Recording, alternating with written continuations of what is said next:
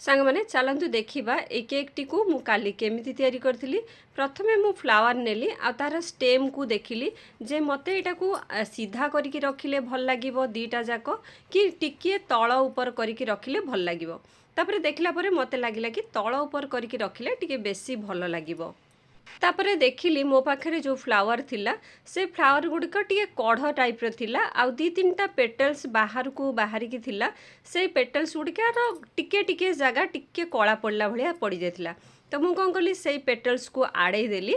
आड़े सारा पर बाकी जो पेटल्स कढ़ भाया थिला ताकू आंगुठी टिके टिके मुझे फिटेली जहाद्वारा ये जो फूलटी टिके बड़ साइज लगे एमती मु खोली देइथिली।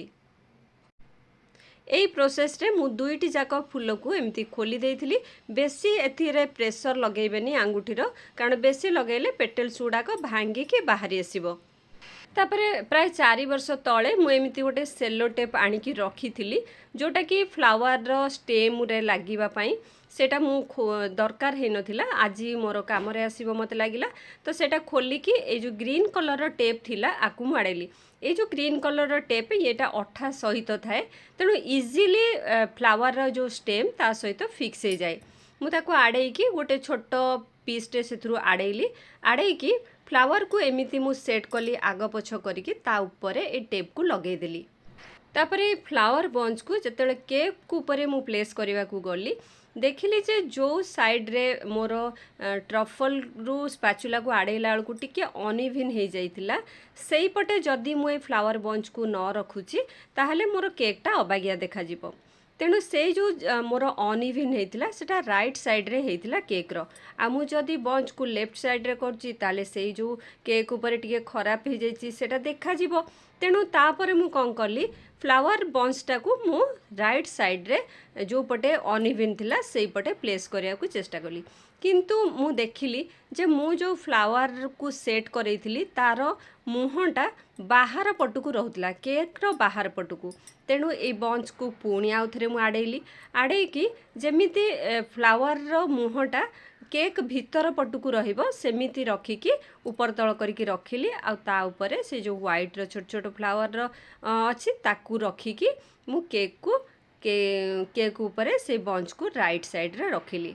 कारण जेते वर्ष जेते दिन पर्यंत तुम्हें केक करना कहीं केबे ना केबे आमर करू करू भूल हो जाए थाए आ से भूल को आमको केक ऊपर मेकअप करिया पड़े डेकोरेशन पार्ट रे। तो से जिनस मु करबा को जाई कि एटी जो फ्लावर बंच थिला मु ताको राइट साइड रे रखिथिली।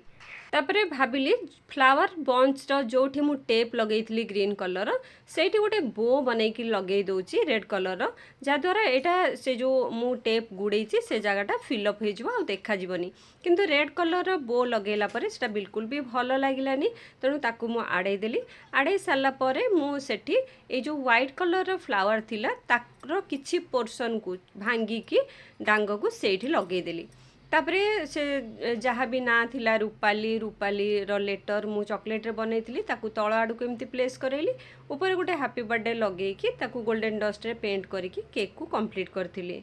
आ गोटे इम्पोर्टेंट कथा कहि दिए जेते बेले भी आपण एई भली केक तैयारी करूचंती सबु बेले गोटे राती पूर्वरु ए जो केक ऊपर आपण ट्रफल ढाली की सेट हवा को रखि दियंतु।